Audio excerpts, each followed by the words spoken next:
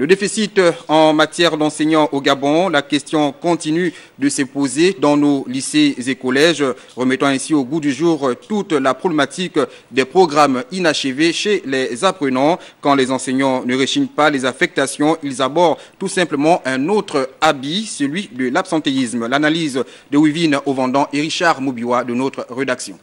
Deux d'entre elles retiendront notre attention, N et C.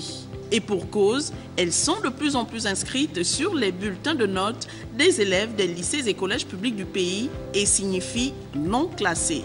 Leur mention suppose 4 cas de figure.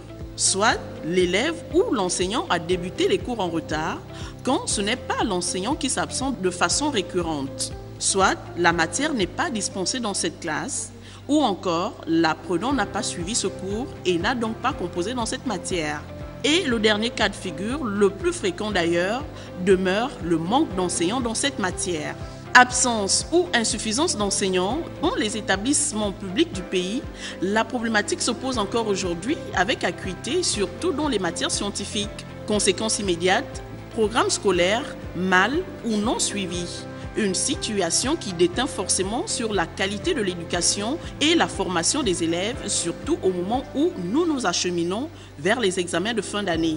On ne peut pas avoir fait un cursus, on est en troisième, on n'a fait que l'anglais, on n'a fait que l'espagnol, on n'a jamais fait de mathématiques, la formation n'est pas complète.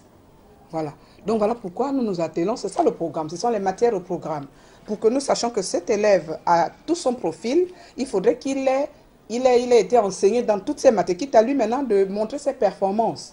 Mais si des matières manquent, parce que ça arrange des fois certains élèves paresseux.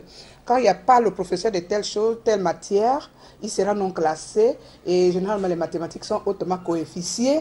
Donc ça les arrange, ils ont la moyenne, ils vont en classe supérieure alors qu'ils n'ont vraiment pas le bon niveau requis. Finalement, nous sommes en droit de nous poser la question de savoir où sont les enseignants régulièrement affectés dans ces établissements.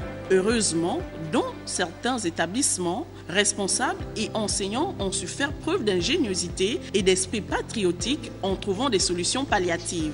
Il y a toujours peut-être pas un manque, mais quelques insuffisances, mais que nous avons su combler.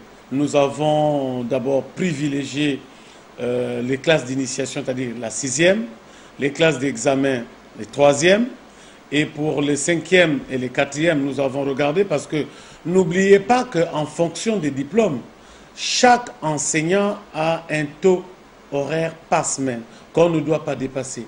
Non, mais je crois qu'au niveau du CS de Mindoubé, il y a eu des enseignants volontaires qui ont accepté quand même de combler ce qui semblait être des manquements. Nous avons fait une organisation en interne en convertissant nos professeurs de sciences physiques, SVT, en professeurs de mathématiques, surtout pour les niveaux 6e, parce que le petit effectif que nous avions au département mathématiques, nous l'avons gardé pour les classes d'examen.